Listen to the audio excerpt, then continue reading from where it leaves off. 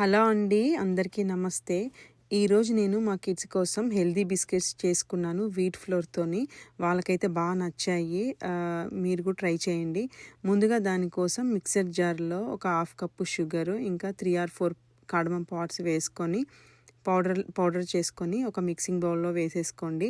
ఇప్పుడు దీంట్లోకి half cup గీ, ఇంకా 1/4 కప్పు అవకాడో ఆయిల్. మీరు కావాలంటే మొత్తం 3/4 కప్పు గీ అయినా యూస్ చేయొచ్చు, లేదు అంటే మొత్తం 3/4 కప్పు అవకాడో ఆయిల్ అయినా యూస్ చేయొచ్చు. సేమ్ టేస్ట్ వస్తాయి. నేను ట్రై చేశాను, అలా కూడా చేసుకోవచ్చు.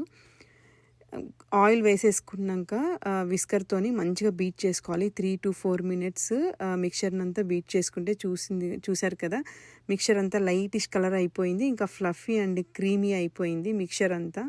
చూడండి ఎంత బాగా అయిపోయిందో. 3 to 4 minutes మంచిగా బీట్ చేసుకోవాలి విస్కర్తోని. ఫైనల్గా ఇప్పుడు డ్రై ఇంగ్రీడియంట్స్ అన్నీ మనం జల్లెడ పట్టుకుందాము.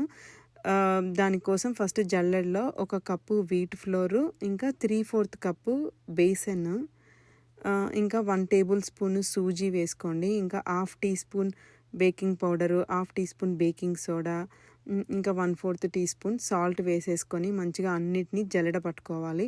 కంపల్సరీ జల్లెడ పట్టుకోవాలండి, ఎందుకంటే బిస్కెట్స్ విరిగిపోతాయి ఇప్పుడు మీరు జల్లెడ పట్టుకోలేదు అంటే.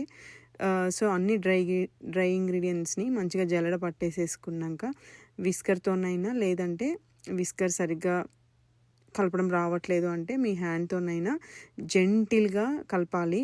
బాగా ప్రెస్ చేస్తూ కలపొద్దు, జెంటిల్గా డో అంతా మంచిగా మిక్స్ అయ్యేలాగా కలుపుకోవాలి.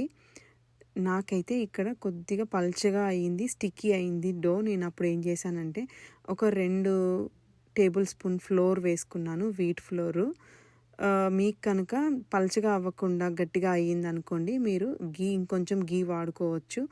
అంతేకాని మిల్క్ కానీ వాటర్ కానీ అస్సలు వేయొద్దు, ఎందుకంటే బిస్కెట్స్ సరిగ్గా రావు.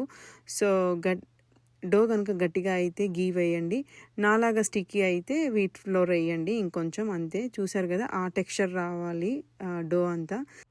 డోని ఒక 1/2 hour రెస్ట్ చేసుకున్నాక, 1/2 hour కానీ 1 hour కానీ రెస్ట్ చేసుకున్నాక ఇప్పుడు చిన్న చిన్న బాల్స్ చేసుకోవాలి. నాకు ఈ మెజర్మెంట్స్కి కరెక్ట్గా 21 బిస్కెట్స్ వచ్చాయి.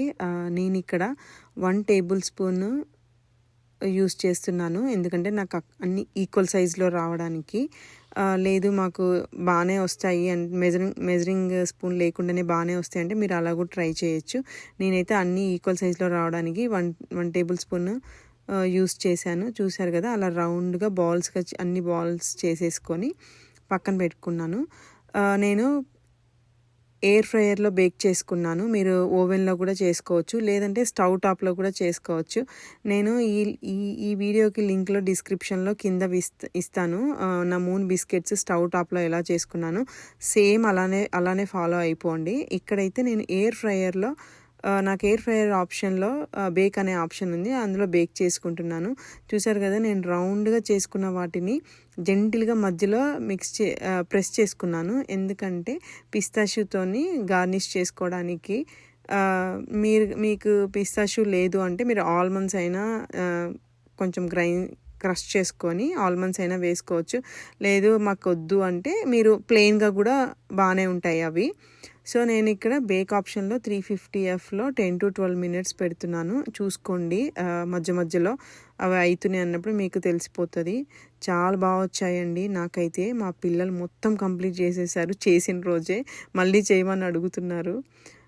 థ్యాంక్స్ ఫర్ వాచింగ్ అండి. Please like, share, subscribe my channel.